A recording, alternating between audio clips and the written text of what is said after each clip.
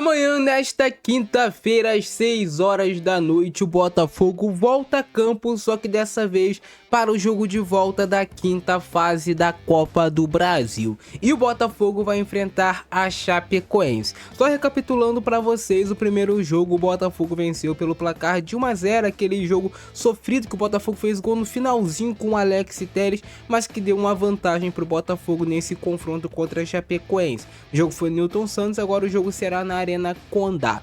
E no vídeo de hoje eu vou te mostrar qual é a provável escalação que o técnico Franklin Carvalho deve colocar em campo para esse confronto. Lembrando que não tem nada decidido, é um jogo que vai ser difícil, pegado. Aí tu vai se lembrar, pô Maurício, mas o Botafogo recentemente foi lá jogar contra a Chapecoense e meteu 4-0 na Arena Condá. Mas é aquilo, cada jogo é um jogo e o Botafogo precisa levar com muita seriedade essa partida. Só é importante o teu like, a tua inscrição e teu compartilhamento para chegar ao maior número de pessoas possível, beleza? Agora sim, vem comigo. E essa é a provável escalação do Botafogo para o jogo de amanhã contra a Chapecoense. Eu também coloquei aqui a disposição tática que a Chapecoense deve enfrentar o Botafogo. A Chapecoense, eles tiveram uma mudança, né, desde a chegada do Fábio Matias e após aquela derrota para o Botafogo de 4-0, que eles começaram a jogar com 3 zagueiros, né? A Chapecoense, eles mudaram seu sistema tático. Já o Botafogo deve voltar para aquele sistema tático no 4-4-2, a gente pode falar, vou falar agora para vocês a provável escalação que o Franklin deve colocar em campo. Ao começar pelo gol, o Neto deve ser o goleiro titular do time do Botafogo na partida de amanhã. O Neto vem de uma boa partida contra o Atlético Mineiro, fez boas defesas, conseguiu ser importante para o Botafogo conseguir um empate em um jogo fora de casa. Não foi um jogo que o Botafogo jogou bem, mas a gente pode falar que o Neto apareceu fazendo de 2 a 3 defesas muito boas nesse confronto. Passa segurança o Neto? É óbvio que não. Que o Neto é um goleiro capaz de fazer 2, 3 defesas difíceis e no mesmo jogo ele cometer uma falha que pode custar o resultado para a equipe. Então por isso o Neto não é um goleiro de confiança, mas é o goleiro titular do Botafogo. Pro Franklin Carvalho ele passa confiança porque o Franklin sempre escala o Neto. Na lateral direita, o Vitinho retornará ao time do Botafogo. O Matheus Ponte jogou o último jogo do Brasileirão contra o Atlético Mineiro. O Vitinho estava suspenso, mas agora o Vitinho está em plenas condições para jogar, não tem suspensão, não tem problema nenhum. E o Vitinho vai retornar ao time titular do Botafogo na lateral direita. E aí o Matheus Ponte volta ao banco de reservas. Na dupla de zaga do Botafogo, vamos começar falando aqui sobre Ferrarese ou Bastos. Por que eu coloquei Ferrarese ou Bastos? Porque vira e mexe o Franklin Carvalho, ele vem rodando os zagueiros do Botafogo. Jogo X ele joga com um, jogo Y ele joga com outro, então não tem como a gente trazer aqui a certeza que ele vai com Ferrarese e com Barbosa. Ferrarese e Barbosa é a dupla titular, é a tendência que ele vá com Ferrarese e Alexander Barbosa.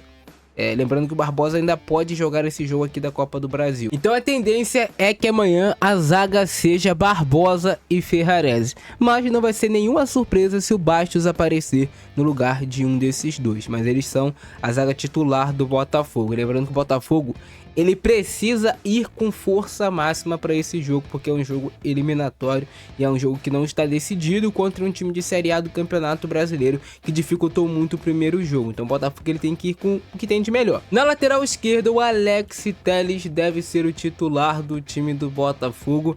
O Alex Telles vai para mais um jogo aqui como titular. A tendência é que ele jogue essa partida. O Alex Telles é o melhor lateral esquerdo que tem hoje no elenco do Botafogo. Tem a opção do Marçal, que até entrou no último jogo contra o Atlético Mineiro, que também é uma boa opção. Mas, tendo em vista essa questão do Botafogo ter que ir com o que tem de melhor, que é um jogo eliminatório, ele deve ir novamente com o Alex Telles como titular na lateral esquerda do Botafogo. Por mais que o Marçal venha voltando a ser uma opção nesses últimos jogos, o Marçal tem entrado no segundo tempo das partidas no lugar do Alex Telles. A dupla de volantes do Botafogo deve ser Medina e Danilo.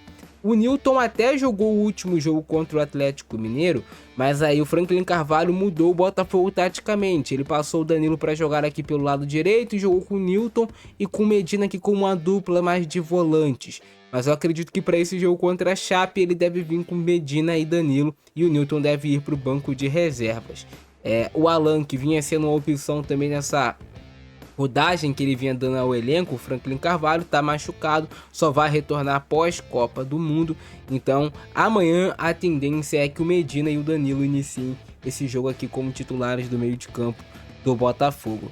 E aí, mantendo essa base, essa estrutura do Botafogo em 4-4-2, né? A tendência é que o Matheus Martins seja o titular aqui pelo lado esquerdo. O Matheus Martins que fez um excelente jogo contra a Chapecoense, né? Naquele 4-1 do Botafogo em cima da Chapecoense, o Matheus Martins fez um excelente jogo. Então a tendência é que o Matheus Martins jogue essa partida pelo Botafogo. E aí tem a dúvida entre Edenilson e Montoro sobre quem vai jogar aqui fazendo mais esse lado direito. O Edenilson foi titular no último jogo, então pode ser que o Montoro apareça nessa partida aqui. O Montoro ele tem uma característica de mais controle por dentro do que o Edenilson. O Edenilson é um cara que pisa mais na área e aí vai depender do que quer o Franklin Carvalho para essa partida. Mas sempre acaba ficando entre Edenilson e Montoro essa vaga aqui. No último jogo o Franklin jogou com Medina, com Danilo, com Edenilson e com o Newton, né, cara? Ele jogou ali com, podemos dizer, com 4 volantes / meias. Ele acabou adiantando o Danilo, adiantou o Edenilson também. Mas para esse jogo contra a Chapecoense, até para ter um time mais equilibrado, eu acredito que ele deve vir com o Edenilson ou com o Montoro jogando aqui como esse meia pelo lado direito. E aí no comando de ataque, o Arthur Cabral será titular com certeza como centroavante.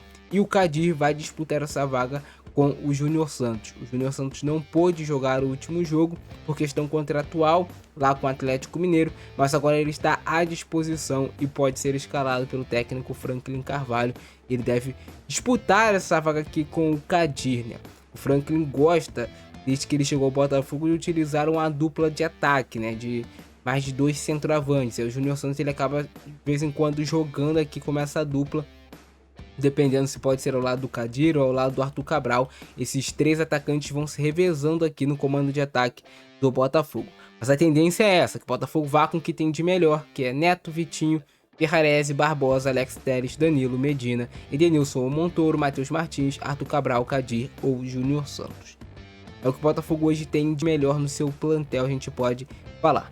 Pelo lado da Chapecoense, a tendência é que eles venham realmente nesse 3-4-2-1.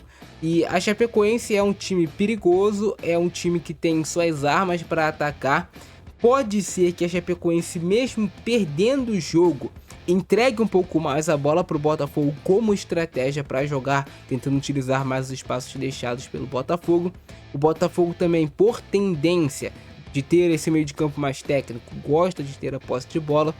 Mas assim, se o Botafogo jogar o seu melhor, jogar o seu máximo, pela qualidade técnica que tem os jogadores, pela diferença técnica, o Botafogo tem tudo para se classificar sem passar muita dificuldade. O que o Botafogo pode se complicar é em não conseguir furar o bloqueio da Chapecoense e de ceder muitas oportunidades de contra-ataques, por exemplo. E de acabar cedendo oportunidades de contra-ataque. Mas a tendência é que se mantenha o favoritismo, que o Botafogo passe. Mas no futebol não tem como a gente cravar nada. O futebol sempre é uma caixinha de surpresas. Eu quero saber a opinião de vocês aí embaixo. Deixa o like, se inscreve no canal, ativa o sininho. Compartilha nos grupos de Botafogo, tem WhatsApp. Eu fico nessa, abração do Francesco, é nóis.